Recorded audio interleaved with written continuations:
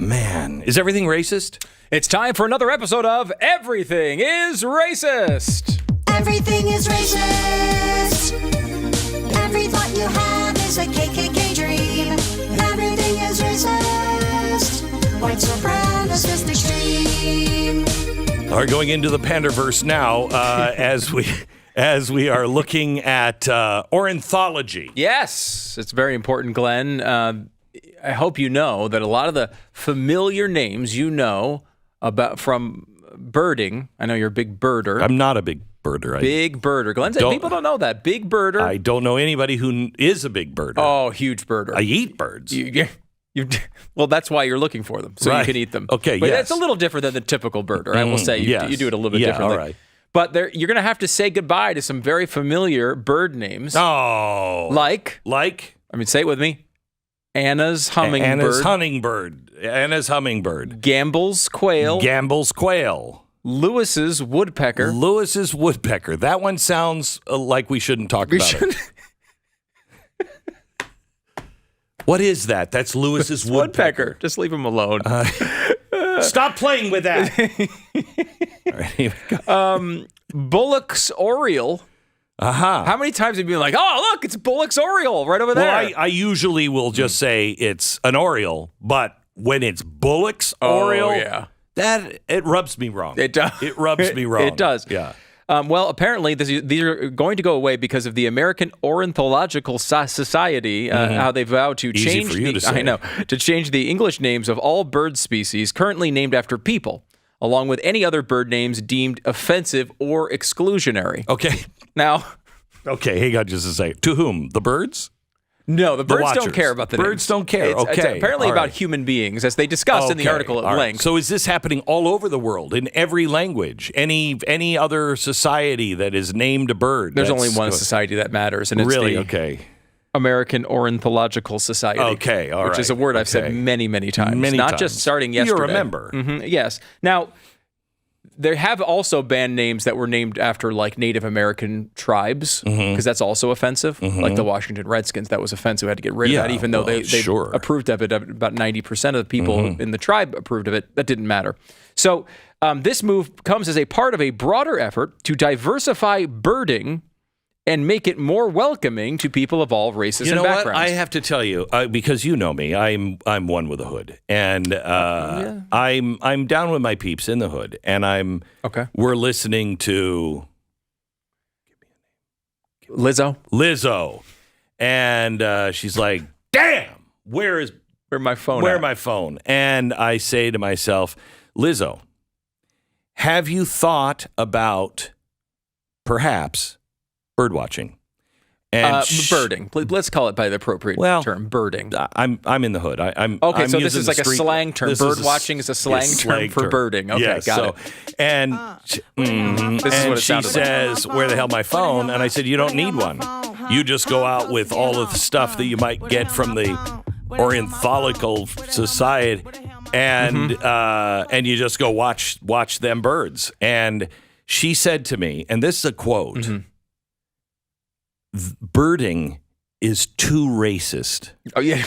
And I said, I'm with you. I'm with you on that. But can you explain? And she said, I don't think I have to you, Glenn. And I said, damn right. That's right. I remember that. You told me about that conversation. It's a really good story. We have contemporaneous notes backing that up in case anybody wants to see it. So like, this is very common, actually. Like there's a lot of people who are sitting around and they're just like, I'd love to get into birding, but I find the name Lewis's woodpecker to be a little offensive. It doesn't feel like I'm something else besides. You don't understand.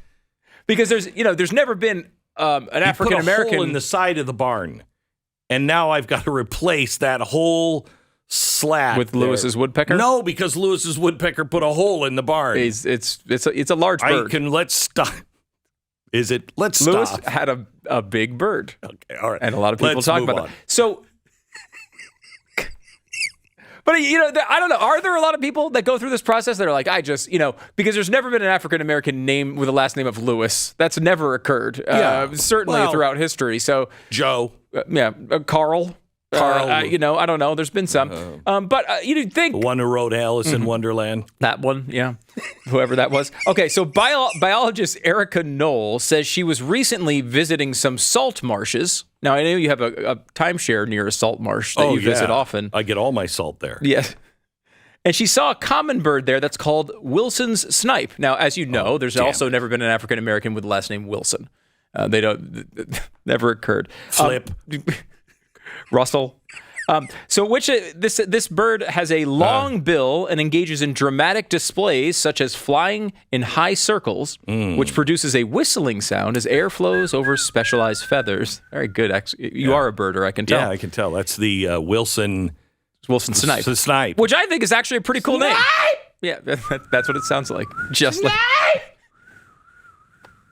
I do the calls sometimes. But it doesn't say Wilson. It just says Snipe. It just says Snipe. Yeah. And this biologist says, quote, and I thought, what a terrible name. I mean, Wilson was the father of modern ornithology. But this bird has so many other evocative characteristics. I mean, I think of the guy who founded modern ornithology. When I think of him, I think that damn Wilson. Yes. That damn Wilson. His name is everywhere. Yeah. Everywhere. What color was Wilson with Tom Hanks? White. The ball was white. Remember that. I got it. Okay. So that's the typical craziness. Number one, they're calling the bird names racist and acting like, some Hispanic person's like, I would never go into birding now. I've always wanted to bird, but the name Lewis, I may not bird now. Snipe! Beautiful bird. A little annoying if it's around your house, but a beautiful bird. So you have that part. I have a whole nest of them. Yeah. Right. Yeah. Secondary part of this, which is ridiculous, is they're not just targeting, because I guess there have been some of these people who named birds who also were around in the 1880s and made racial remarks or did something terrible. I don't know. So, but they're not just targeting those people. I mean, if it's like Sherman's N-word, I get it. Right. I get it. You'd understand. Right. That. You'd understand a name change with that one. Yeah. And it's hard. We understand how this process works. We might think it's stupid racing history, but this has happened all across the country at this point. They're tearing down statues of freaking Ben Franklin. I mean, this is nuts. Yeah, but these guys are not, they're not necessarily bad guys. Wilson's not a bad guy. Right. They're not targeting only people who have done things that could be deemed offensive by modern sensibilities. Because Tom's Blue Jay. Tom was a badass guy. Yeah. He knocked over a few of the Southland Corporation's best 7-Elevens there you go. Back in the 40s. That's a whole nother story. Yeah. But they're targeting anyone, any name. If you're named after a person, they're getting rid of it. So even if you're the best person in the world. But not all around the world. Just the American Ornithological Society. Got it. Yes. Okay. And all that's crazy. Okay. But that's baseline crazy. There's another level of crazy with this story. And here it comes. The president, Colleen Handel, says, that was the first I'd ever really recognized or heard that a name was offensive.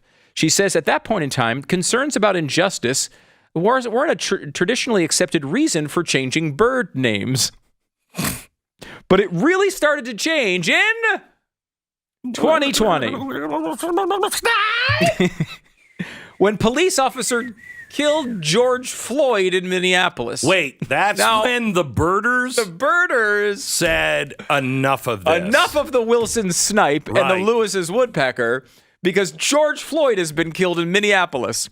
Now you might say, well, what the hell does that have to do with anything? This is a totally different story. No, I might say produce one birder that said that. Right. Produce just one that said that. But the issue is it was not really George Floyd's murder. Oh, it wasn't.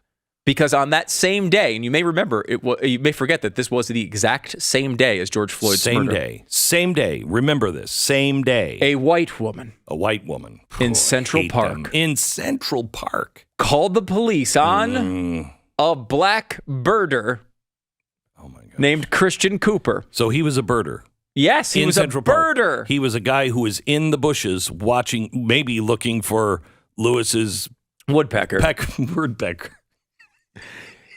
She called the police claiming he was threatening her. Oh, boy. Less than a month later, the group called... I'm sorry. The name is so good. Less than a month later, a group called Bird Names for Birds. Bird names. I've got to join this organization. I want to be. Names for bird. Can you look it up, Sarah, real quick? Just look up for their mission statement.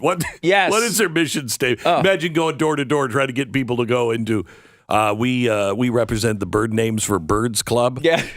And okay, so Bird Names for Birds come through. They write to the American Ornithological Society and say, "Hey, George Floyd was killed. This birder the police were called by a white woman on this black birder. Therefore, we should get rid of Wilson's name from Wilson's Snipe." That's basically how this conversation went. Now, the problem with the story, if you remember, it was called the Central Park Karen story. Mm-hmm. This is the story. And the main issue with this part of it is the story has been utterly and completely debunked. There was no black birder. Maybe not utterly and completely, but the black birder did exist, is a human being, but there's a lot of details you probably haven't heard about that. Okay. So should we go into those here? Yeah, I'd like to know the detail. Well, you know what? Give me a minute just to get over. Let me get past beautiful that. Bird, a majestic creature. Yeah, that was actually the bird here. That wasn't me doing that. Mm-hmm. That's how close you did the call, so now they're all showing up. I know, Thanks a lot, Glenn. Thanks. Okay. So if you remember how this story went down, here's a couple headlines. A black man bird watching in Central Park asked a white woman to leash her dog. She called the police. Amy Cooper was her name. She was charged with, in Central Park, false report against a black bird watcher. And the problem is that an actual crime? Is that the crime she was charged with? A false police report, yeah.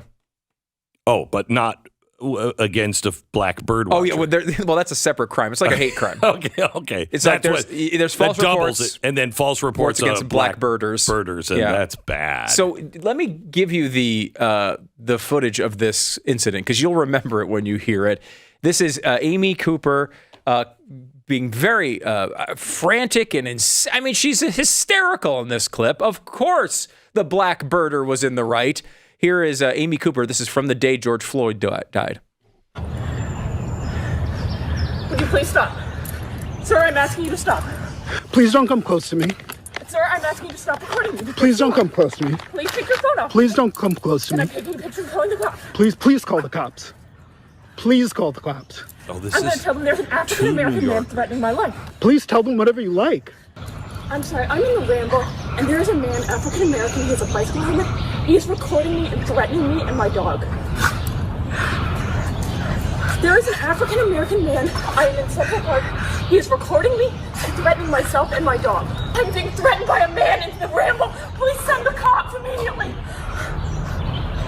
I'm in Central Park in the Ramble. I don't know. Thank you. Okay.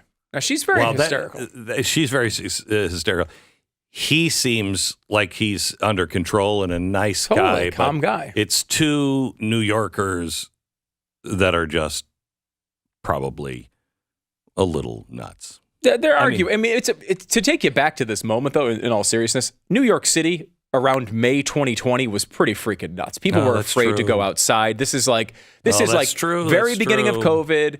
And we can all look back at some of the hysteria then, with certainly, noticing how ridiculous it was. Oh, that's probably why she, in her twisted New York way, said he's threatening my life, and because she was saying, "Don't come closer to me," and she's wearing a mask. Well, that's could be that. Remember, too, she also had health problems. She was predisposed to being more affected to COVID. She had barely gone out at all outside. She was a terrified person. And a lot of people in New York at that point were very terrified. They still are. Some of them remain to this day. But what happened to her afterward? She was a white woman who called police on black bird watcher has been fired. They took her dog from her. They took her dog, and she actually went into hiding, left the country, and went into hiding after this. So let's just say for a minute she is a racist and she did this. you wouldn't necessarily think you'd have to leave the country, but she was being threatened by people. She was terrified of everybody. It was very, very bad for her. When we come back on the other side, I want to give you the actual perspective of what occurred in this incident, because nobody knows. Everyone watched it that way. The media covered it the way I just described. Racist white Karen going after this black guy for absolutely no reason. And she got fired. Good, they took her dog. Good, she's out of the country. She's a terrible human being in every way. Okay, I don't agree with that. I'm glad maybe she's out of the country, but for entirely different reasons. Really? Yeah. I mean, we lost another New Yorker who was walking their dog in the park, who was wearing a mask and all freaked out about going inside. Oh, but I'd like her to move away in happy terms. Like, I really don't like it here. Right. People make too much sense. That's true. Well, yeah. As far as I know, she's not even a member of Bird Names for Birds. Oh, I don't know. I've got it pulled up here. I can. Oh, you do? I'll look. Yeah. Can I join? Can I get on board with Bird Names I was for just Birds? looking at the background. Concerns about the honorific common bird names is not new, but this movement seeks to change those names. Oh, yeah. Thank God. Thank God these names are going away. So they're very upset about Bachman Sparrow is the first one they bring. Oh, really? Yeah, Bachman. Why? What did Bachman do? Bachman was a bad, Bachman, I believe that's probably Jewish. Oh. And the Jewish Zionists, they control all of the bird names. I've been hearing that a lot on college campuses lately. It's interesting you bring that up. Yeah.